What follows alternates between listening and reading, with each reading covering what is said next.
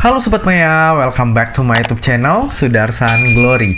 Apa kabar Sobat Maya semuanya? Saya harap semuanya seperti biasa ya, selalu sehat, selalu bahagia, dan makin sukses.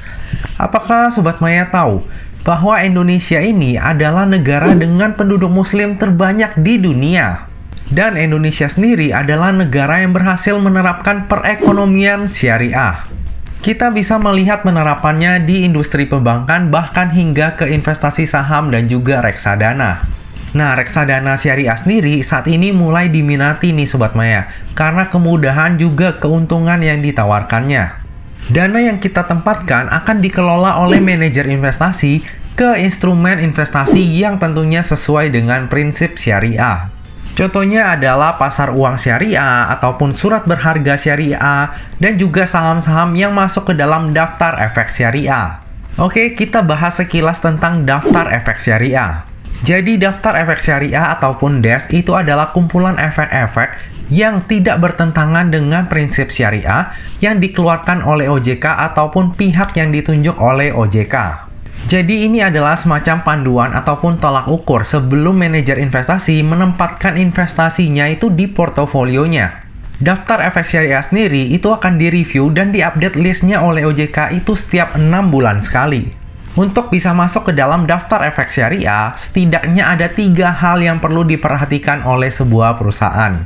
Yang pertama adalah kegiatan usahanya itu nggak boleh bertentangan dengan prinsip syariah, seperti rokok, judi, ataupun minuman keras.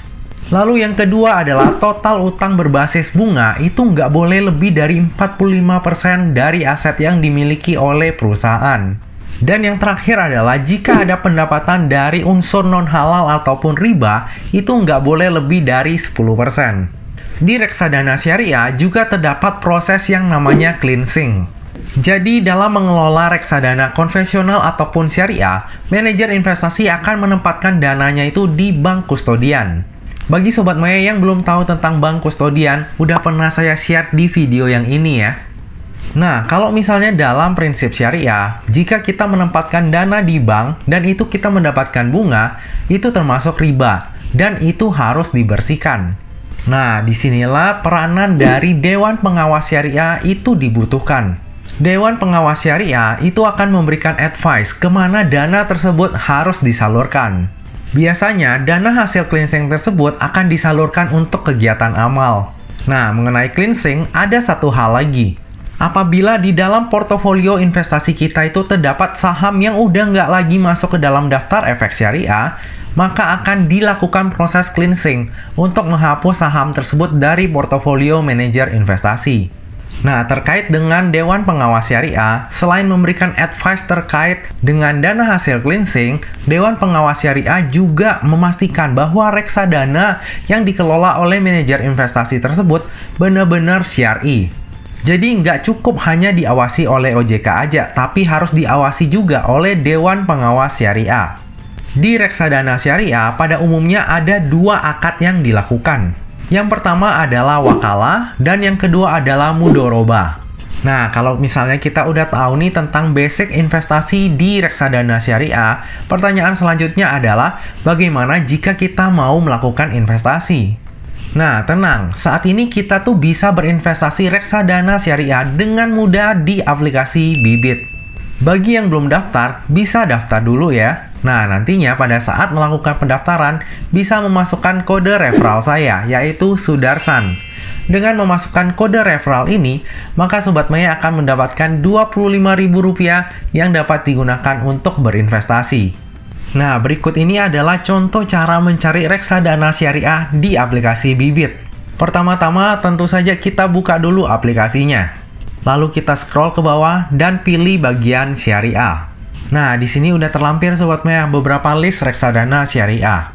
Untuk melihat semua listnya, kita scroll ke paling bawah, lalu kita pilih Discover More. Nah, udah deh, di sini udah muncul nih semua list saham syariah yang bisa Sobat Maya investasikan. Namun, sebelum memilih, Sobat Maya pastiin dulu ya bahwa Sobat Maya itu udah mengerti tentang jenis-jenis reksadana. Ada reksadana pasar uang, reksadana pendapatan tetap, reksadana campuran, dan juga reksadana saham. Masing-masing memiliki karakteristik dan juga resiko yang berbeda-beda. Untuk pemula bisa coba dulu nih di reksadana pasar uang atau biasa disingkat dengan RDPU. Nah, salah satu reksadana pasar uang yang bagus itu adalah Sukor Invest Syariah Money Market Fund. Nah, Sobat Maya bisa lihat di sini ya, bahwa grafiknya itu naik terus dan drawdown-nya itu 0%, alias nggak pernah turun sama sekali. Untuk returnnya dalam 1 tahun terakhir itu adalah sebesar 4,59%. Memang nggak terlalu besar ya, tapi sesuai lah dengan resikonya yang juga rendah. Kalau kita lihat lebih panjang, dalam 3 tahun terakhir ini, Sukor Invest Syariah Money Market Fund itu udah memberikan return sebesar 20%. Nah, jika kita scroll sedikit ke bawah, maka itu akan kelihatan Sobat Maya, bahwa untuk minimum penempatan investasi di Sukor Invest Syariah Money Market Fund ini hanya Rp10.000 aja. Sangat terjangkau ya. Ini tuh udah sangat dibantu Sobat Maya. Dulu, tahun lalu, itu masih Rp100.000 minimumnya. Sekarang udah mulai dari Rp10.000 aja. Jadi benar-benar terjangkau. Lalu di sini bank penampungnya adalah Bank BCA.